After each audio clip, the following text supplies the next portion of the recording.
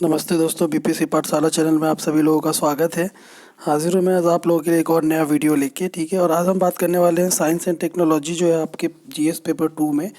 तो उसके बारे में हम अध्ययन करेंगे कि कैसे हम तैयारी करें और कैसे टॉपिक तैयार करें साइंस एंड टेक्नोलॉजी के लिए।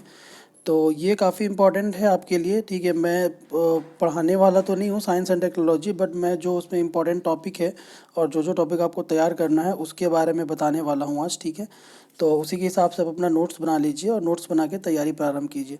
तो देखिए, सबसे पहले हम देख लेते हैं जो साइंस एंड टेक्नोलॉजी आपको पढ़ना है। ये जो मेंस का जीएस पेपर 2 है, तो उसमें स्टडी करना आपको। और उसका जो सेक्शन 3 है, तो सेक्शन 3 में साइंस एंड टेक्नोलॉजी से संबंधित प्रश्न आपसे पूछे जाएंगे। ठीक है, इसमें देखिए टोटल 4 क्वेश्चन देख पूछे जाते हैं आपसे, और 4 क्वेश्चन में आपको 2 क्वेश्चन का आंसर करना है।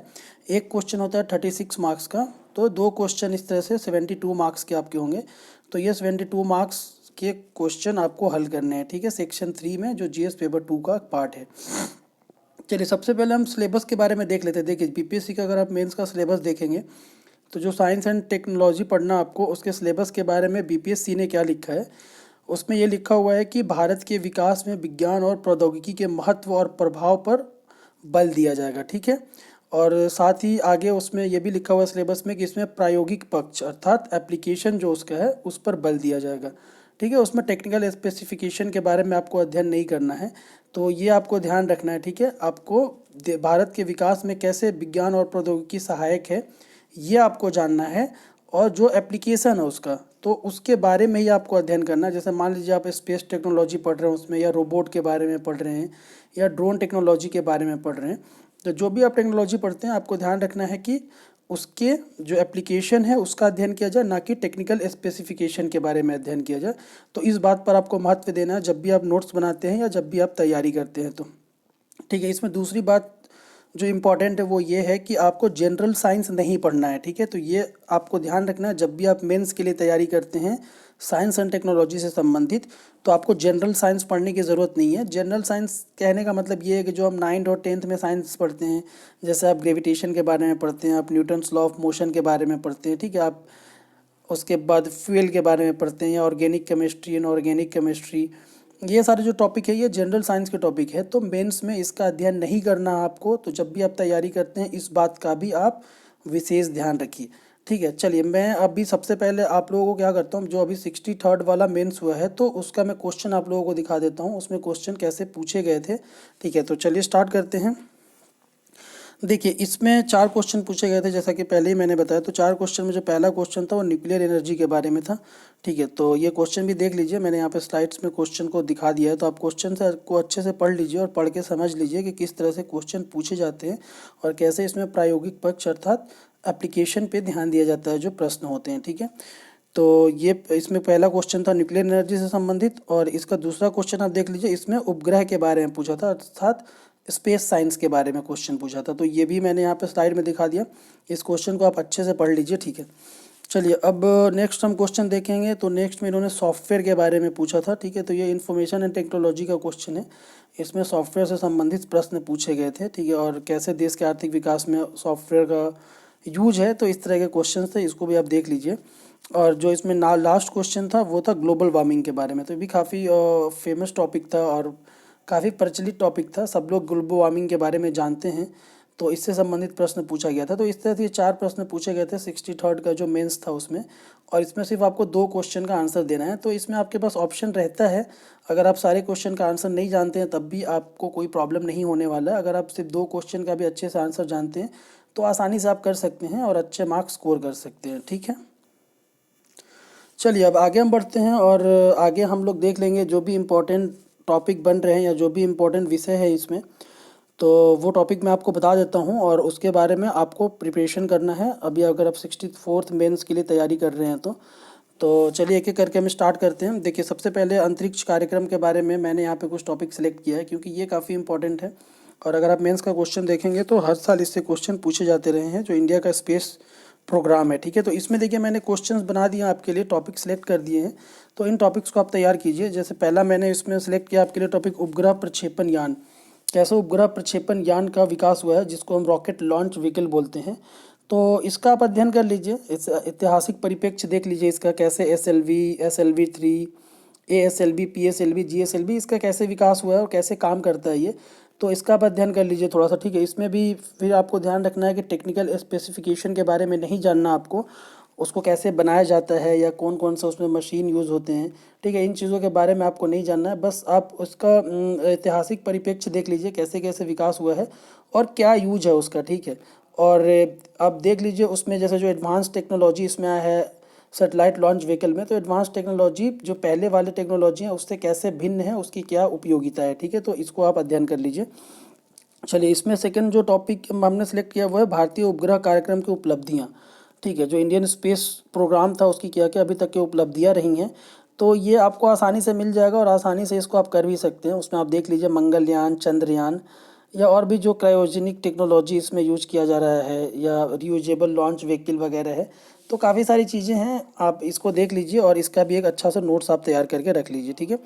नेक्स्ट इसमें है भारत के विकास में अंतरिक्ष प्रौद्योगिकी का महत्व, ठीक है। तो जो भारत के विकास, जैसे मान लीजिए कृषि क्षेत्र का विकास है, ट्रांसपोर्टेशन का डेवलपमेंट है, या सूचना प्रौद्योगिकी का विकास है, ठीक है, या एरीगेशन का डेवलपमेंट करना आपको, या जो प्राकृतिक संसाधन है उसका सर्वेक्षण करना है, तो इस तरह से भारत के विकास में कैसे अंतरिक्ष प्रौद्योगिकी मददगार है, उसमें नौवहन का भी कॉन्सेप्ट है।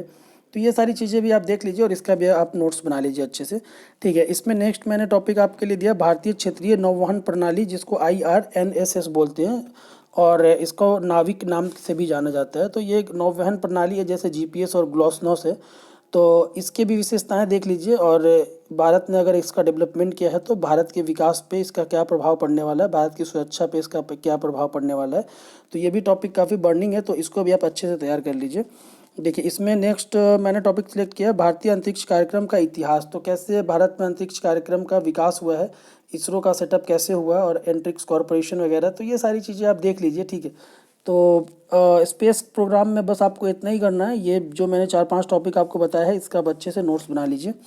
चलिए अब आगे हम बढ़ लेते हैं, तो इसमें रक्षा अनुसंधान एवं तकनीक के बारे में देख लीजिए, ठीक है। तो इसमें आपके लिए जो फर्स्ट टॉपिक है वो है मानव रहित यान अर्थात ड्रोन प्रौद्योगिकी, ठीक है। तो ड्रोन प्रौद्योगिकी के बारे में आप अध्ययन कर लीजिए और फिर से मैं आपको बता रहा हूँ कि इसके टेक्निकल स्पेसिफिकेशन के बारे में अध्ययन नहीं करना है, बस इसका जो एप्लीकेशन है तो उसको देख लीजिए। जैसे आप ड्रोन प्रौद्योगिकी में आप ये अध्ययन कर सकते हैं इसके क्या मिस यूज हैं, क्या इसके यूज हो सकते हैं, एग्रीकल्चर के लिए इसको कैसे हम यूज कर सकते हैं, या लॉजिस्टिक मैनेजमेंट के लिए इसको कैसे यूज कर सकते हैं हम, ठीक है। तो ये सारी चीज़ें आपको देखनी है और इसके क्या क्या दुष्प्रभाव हो सकते हैं, तो इनको भी आप देख लीजिए और इसका भी आप नोट्स बना लीजिए।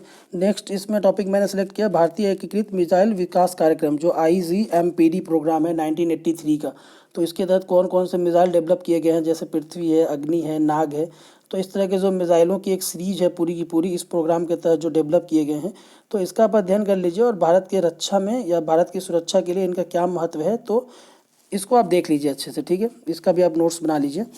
चलिए अब नेक्स्ट इसमें मैंने टॉपिक सेलेक्ट किया आपके लिए anti ballistic missile development programme, तो इसको भी देख लीजिए। मान लीजिए अगर भारत पे कोई भी विदेशी ताकत है, जैसे पाकिस्तान है या चाइना, अगर वो मिसाइल से अटैक करते हैं तो उसके सुरक्षा के लिए भारत ने क्या प्रबंध किए हैं, जिसको BMD प्रोग्राम भी बोलते हैं। जो भारत का BMD प्रोग्राम है, बैलिस्टिक मिसाइल डेवलपमेंट प्रोग्राम, तो इसके तहत एडवांस एयर डिफेंस, पृथ्वी एयर डिफेंस, तो ये सारे तकनीक हैं और ये सारी प्रौद्योगिकियाँ विकसित की गई हैं भारत के द्वारा, तो इसका भी अध्ययन कर लीजिए, इसका आप नोट्स बना लीजिए, ये भी क्वेश्चन एग्जाम में आ सकता है आपके। नेक्स्ट इसमें मैंने टॉपिक आपके लिए दिया भारत में सीमा प्रबंधन में तकनीक का उपयोग, ठीक है। जो भारत की सीमाएं हैं, जो विभिन्न देशों के साथ भारत की सीमाएं लग रही हैं, तो सीमाओं की सुरक्षा में कैसे तकनीक का प्रयोग किया जा सकता है, कैसे लेजर टेक्नोलॉजी का यूज़ कर सकते हैं उसमें, ठीक है, इंफ्रारेड रेडिएशन का कैसे यूज कर सकते हैं उसमें, सैटेलाइट का कैसे यूज कर सकते हैं उसमें, तो ये सारी चीज़ें इसमें आ जाएंगी, तो इसका भी आप नोट्स तैयार कर लीजिए। चलिए इसमें नेक्स्ट जो हम देखते हैं वो है पर्यावरण व परिस्थितिकी, तो इससे भी क्वेश्चन कंसिस्टेंटली पूछे जाते रहे, तो इसमें भी मैंने आपके लिए टॉपिक सिलेक्ट किया है। इसमें जो फर्स्ट टॉपिक है वो है पर्यावरण प्रदूषण की समस्या, विशेष रूप से वायु प्रदूषण के संबंध में। तो जो भी पर्यावरण प्रदूषण की समस्या है भारत के संदर्भ में, जो औद्योगिक विकास हो रहा है या नगरीकरण हो रहा है या जनसंख्या की तीव्र वृद्धि हो रही है, उसकी वजह से जो भी पर्यावरण प्रदूषण की समस्या उत्पन्न हो रही है, चाहे वायु प्रदूषण हो या ध्वनि प्रदूषण हो या फिर जल प्रदूषण हो या मृदा प्रदूषण है, तो जो भी पर्यावरण प्रदूषण की समस्या है तो उसको आप अच्छे से समझ लीजिए, ठीक है। और विशेष करके वायु प्रदूषण की जो समस्या है उसको आप अच्छे से देख लीजिए और भारत सरकार के द्वारा इस समस्या का समाधान करने के लिए क्या क्या प्रयास किए जा रहे हैं, तो उन प्रयासों को भी आपको अच्छे से समझना है। और जो भी भारत सरकार के द्वारा प्रोजेक्ट या प्रोग्राम चलाए जा रहे हैं उनकी सूची भी तैयार कर लीजिए और अपने नोटबुक में उसको नोट डाउन कर लीजिए।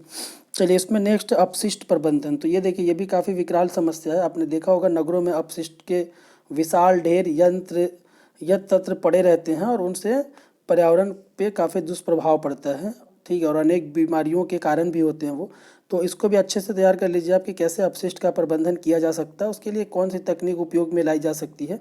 ठीक है, तो इसको भी आप तैयार कर लीजिएगा। नेक्स्ट है जलवायु परिवर्तन के कारण और मानव पर प्रभाव। तो ये देखिए काफ़ी बड़ा टॉपिक है, तो इसको आप बहुत अच्छे से कवर कीजिए।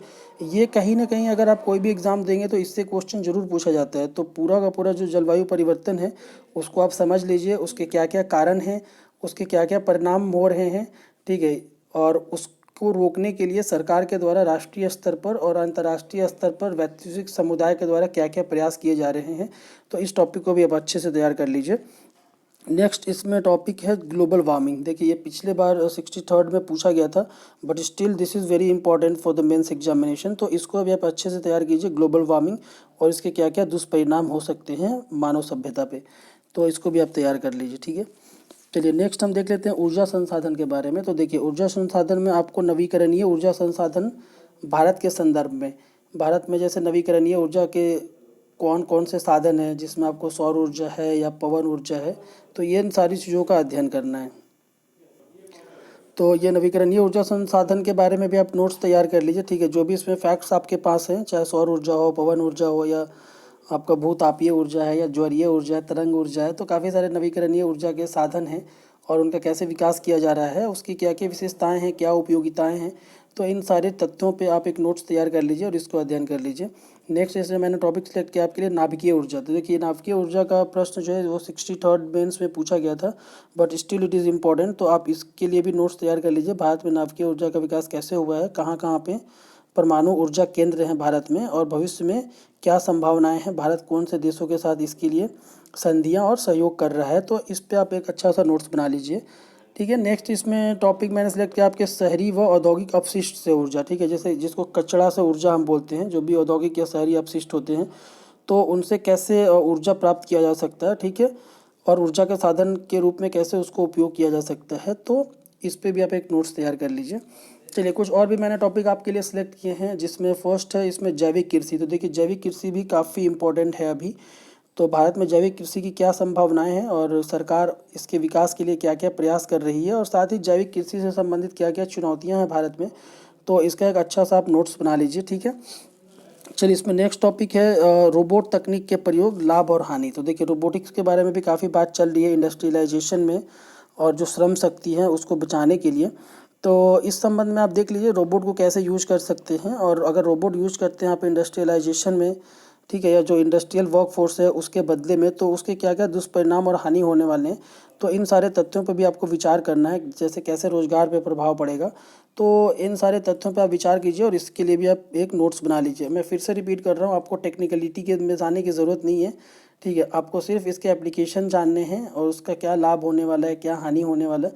तो इन तथ्यों पे विचार करना, उसी से संबंधित आपको नोट्स तैयार करना है। चलिए, इसमें नेक्स्ट टॉपिक मैंने तैयार किया साइबर सिक्योरिटी। तो ठीक है, ये भी काफ़ी बर्निंग टॉपिक है अभी। तो साइबर सिक्योरिटी से भी प्रश्न पूछा जा सकता है। आपको पता है देश में जो भी सरकारी वेबसाइट है उस पर साइबर अटैक होते रहते हैं, और जिससे जो देश की सुरक्षा है वो प्रभावित होती है। ठीक है, तो इसी के संबंध में ये जानना ज़रूरी है कि साइबर सिक्योरिटी कैसे किया जा सकता है, उसकी क्या क्या चुनौतियाँ हैं और क्या प्रयास किए जा रहे हैं भारत में। तो इसका भी आप नोट्स बना लीजिए। नेक्स्ट इसमें टॉपिक है सोशल मीडिया, इसका सकारात्मक व नकारात्मक परिणाम या पक्ष क्या हैं। तो इसके बारे में भी अच्छे से नोट्स बना लीजिए। जैसा कि आपको पता है वर्तमान समय में प्रत्येक व्यक्ति तक सोशल मीडिया की पहुंच है। सब लोग फेसबुक, ट्विटर और ये सारी चीज़ें यूज़ करते हैं, लेकिन उसके कुछ सकारात्मक पक्ष भी हैं, कुछ नकारात्मक पक्ष भी हैं। तो इस पर आप अच्छे से विचार कर लीजिए और जो भी फैक्ट्स हैं आप उसको कलेक्ट कीजिए और नोट्स बना लीजिए। ठीक है, चलिए नेक्स्ट है नैनो तकनीक के अनुप्रयोग। तो नैनो टेक्नोलॉजी जो है इसके क्या क्या एप्लीकेशन है, इसके लिए भी आप एक नोट्स बना लीजिए। ठीक है, और नेक्स्ट इसमें जैव तकनीक के अनुप्रयोग। तो जैव तकनीक के भी जो अनुप्रयोग हैं इससे भी संबंधित आप मटेरियल कलेक्ट कीजिए और अपना नोट्स तैयार कर लीजिए। इसमें नेक्स्ट टॉपिक है आपका जीएम फसल व विवाद। तो ठीक है, जो जीएम फसल है जिसको हम क्या बोलते हैं जेनेटिकली मॉडिफाइड ठीक है। तो ये जीएम फसल को लेके क्या विवाद है, स्वास्थ्य पे, पर्यावरण पे और जैव विविधता पर इसके क्या प्रभाव पड़ते हैं। तो ये तो नकारात्मक प्रभाव की बात होगी। साथ ही जो सकारात्मक प्रभाव है, कैसे इससे उर्वरता बढ़ेगी, खाद्य सुरक्षा सुनिश्चित होगी और जो फसलों की बर्बादी है तो उसको कैसे सही किया जा सकता है। तो इन तथ्यों पर विचार करते हुए जो जीएम फसल तकनीक है तो इसके बारे में भी आप नोट्स बना लीजिए। चलिए इस पे नेक्स्ट है और डीएनए प्रोफाइलिंग। तो डीएनए प्रोफाइलिंग देख लीजिए आप क्या इसके यूज़ हैं, तो इससे संबंधित आप नोट्स तैयार कीजिए। नेक्स्ट इसमें आपका टॉपिक है विद्युत वाहन, भारत में विकास की संभावना व चुनौतियाँ। ठीक है। तो जो इलेक्ट्रिक व्हीकल है तो अभी भारत सरकार प्रयास कर रही है, क्योंकि भारत में जो पेट्रोलियम है या अन्य ऊर्जा के साधन है उसका अभाव है, तो इसीलिए भारत सरकार प्रयास कर रही है कि इलेक्ट्रिक व्हीकल को यहाँ पे बढ़ावा दिया जाए और उसके लिए सरकार अनेक प्रकार के प्रयास भी कर रही है। तो इसी के संबंध में आप नोट्स तैयार कर लीजिए कि भारत में क्या क्या संभावना है और उससे संबंधित क्या चुनौतियां हैं। अगर यहाँ पे इलेक्ट्रिक व्हीकल चलाना है तो कौन कौन सी चुनौतियों का सामना करना पड़ेगा, तो इससे भी संबंधित आप एक नोट्स तैयार कर लीजिए। ठीक है। नेक्स्ट इसमें है स्टेम सेल तकनीक के अनुप्रयोग। तो जो स्टेम सेल प्रौद्योगिकी है इसके क्या क्या अनुप्रयोग है, क्या क्या एप्लीकेशन है, इसके भी नोट्स आप तैयार कीजिए। और जो सबसे लास्ट है वह फूड फोर्टिफिकेशन टेक्नोलॉजी। ठीक है। तो फूड फोर्टिफिकेशन टेक्नोलॉजी बिल्कुल नई तकनीक है और इसका भी काफ़ी यूज है। भारत में जो पोषण सुरक्षा है इसके लिए सरकार काफ़ी बढ़ावा दे रही है इसको। तो फूड फोर्टिफिकेशन को भी आप अच्छे से देख लीजिए। तो ये साइंस एंड टेक्नोलॉजी के कुछ मैंने टॉपिक आपको बताया, और अराउंड 20 to 25 मैंने टॉपिक्स आपको बताए हैं और ये सारे टॉपिक आप तैयार कर लीजिए। क्वेश्चन इसी के आसपास आने वाला है। ठीक है। अब देखिए आप क्वेश्चन तो तैयार कर लेंगे और नोट्स भी बना लेंगे। अब अभी आपको करना क्या है, इसके नोट्स तैयार करने के लिए आप इंटरनेट की मदद लीजिए। सबसे बेस्ट आप विकीपीडिया पे सर्च कीजिए ये सारे टॉपिक, और विकीपीडिया में ऑलमोस्ट जो भी मैंने यहाँ पे टॉपिक बताए हैं सारे इससे संबंधित जो लेटेस्ट और अपडेटेड इन्फॉर्मेशन होगा आपको मिल जाएगा।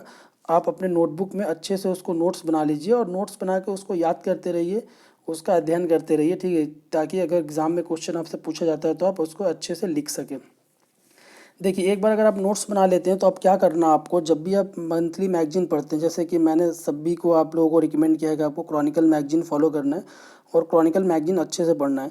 तो जब भी आप मैगजीन पढ़ते हैं और जो भी मैंने यहाँ पे टॉपिक बताया है इस टॉपिक से संबंधित अगर कोई भी न्यूज़ मैगजीन में आता है तो उससे क्या कीजिए, मैगजीन से अपने नोटबुक को जो अपने जहाँ पे नोट्स बनाए हैं उसको अपडेट करते रहिए। इससे क्या होगा, जो भी नवीनतम तकनीक का विकास होगा या जो नवीनतम गवर्नमेंट के प्रोजेक्ट आएंगे जो मैंने टॉपिक बताया है इससे संबंधित, तो आपका अपडेट होता रहेगा। तो ऐसे आप तैयारी कर सकते हैं। ठीक है। तो ये विज्ञान और प्रौद्योगिकी में इतना ही है। इसी टॉपिक को आप तैयार कीजिए। अगर इतने टॉपिक आप तैयार करते हैं तो जैसा कि पहले मैंने आपको बताया कि 4 क्वेश्चन पूछे जाते हैं और 2 ही का आपको आंसर करना है, तो 2 क्वेश्चन आप आराम से कर लेंगे। हो सकता है 4 के 4 आपके क्वेश्चन जो मैंने बताए हैं यहाँ से ना आए, बट 2 क्वेश्चन तो आसानी से आ जाएगा। तो इतने क्वेश्चंस का आप नोट्स अच्छे से तैयार कीजिए और इस पर आप तैयारी प्रारंभ कर दीजिए। ठीक है दोस्तों। तो आज के वीडियो में बस इतना ही है और आप लोग अच्छे से तैयारी कीजिए। मुझे उम्मीद है आपकी तैयारी भी अच्छी चल रही होगी। जैसा कि आप सभी लोगों को पता है 64वीं का जो पीटी हुआ उसका रिज़ल्ट भी 1-2 दिन में आने वाला है और काफ़ी सारे इस संबंध में न्यूज़ भी चल रहे हैं, कभी आज रिज़ल्ट आएगा कभी कल रिज़ल्ट आएगा। तो आप रिज़ल्ट का वेट मत कीजिए और बहुत ज़्यादा रिज़ल्ट के चक्कर में मत रहिए। आप रिज़ल्ट जब आना होगा तब आ ही जाएगा रिज़ल्ट। अगर आपकी पेपर अच्छे हुए हैं और अगर आप श्योर हैं कि मेरा प्री होना ही है, अगर मान लीजिए आपको लगता है कि मेरा प्री नहीं भी हो पाएगा, मैं बॉर्डर लाइन पे भी हूँ, तब भी आप तैयारी बंद मत कीजिए प्लीज़। क्योंकि अगर आप एक सिंसियर कैंडिडेट हैं, अगर आपको बीपीएससी की प्रिपरेशन करनी ही है, आपको एग्ज़ाम क्लियर ही करना है, तो आप रिज़ल्ट का वेट मत कीजिए। अगर आपका सिलेक्शन नहीं भी होने वाला है तब भी आप मेंस की तैयारी करते रहिए, क्योंकि अगर आप तैयारी प्रारंभ रखेंगे अपना तो ये तैयारी बेकार नहीं जाने वाली है। आज नहीं तो कल इस तैयारी का कोई ना कोई यूज़ हो ही जाएगा आपके लिए। तो प्लीज़ आप तैयारी करते रहिए और वीडियो देखते रहिए मेरे, मैं आपको गाइड करता ही रहूँगा। मैं वीडियो आपके लिए बना ही रहा हूँ कंसिस्टेंटली, तो मैं हर टॉपिक के बारे में आपको बताता रहूँगा जो भी इंपॉर्टेंट टॉपिक्स आते रहेंगे। ठीक है। और साथ ही करेंट अफेयर्स के बारे में भी आपको बता दूंगा, क्योंकि काफ़ी सारे लोग बोल रहे हैं सर करेंट अफेयर्स के लिए टॉपिक बता दीजिए हमें। तो करेंट अफेयर्स की टॉपिक मैंने सोचा हुआ है कि जब भी मेंस एग्ज़ाम का डेट आ जाएगा उससे 1 महीने पहले मैं आपको टॉपिक सारे दे दूंगा। क्योंकि मान लीजिए अगर अभी मैं करेंट अफेयर्स के टॉपिक आपको बताता हूँ और 3-4 महीने में काफ़ी सारे क्योंकि बदलाव भी आ जाएंगे करेंट अफेयर्स से संबंधित, तो हो सकता है ये सारा टॉपिक आपके लिए उपयोगी ना हो। तो इसीलिए मैंने करंट अफेयर्स के बारे में आपको बताया कि वो मैं लास्ट में जब 1 महीना बच जाएगा एग्ज़ाम का तो मैं आपको टॉपिक अवेलेबल करा दूंगा। उससे पहले आप करंट अफेयर्स आप खुद से पढ़ते रहिए। मैंने करंट अफेयर्स पे एक वीडियो भी बनाया है, ठीक है, तो मैंने उसमें बताया भी आपको कैसे टॉपिक सेलेक्ट करना है, कौन से करंट अफेयर्स के टॉपिक पढ़ना है, कौन से नहीं पढ़ना है। तो उसी के अकॉर्डिंग आप पढ़ाई करते रहिए, अपनी पढ़ाई जारी रखिए, और बाद में लास्ट में मैं भी 20-25 क्वेश्चन आपको बता दूंगा गेस करके, तो उसको अच्छे से आप तैयार कर लीजिएगा। चलिए दोस्तों, अगर आप मेरे चैनल पे नए हैं, फर्स्ट टाइम अगर मेरे चैनल पे वीडियो देख रहे हैं, तो प्लीज़ चैनल को सब्सक्राइब कर लीजिए।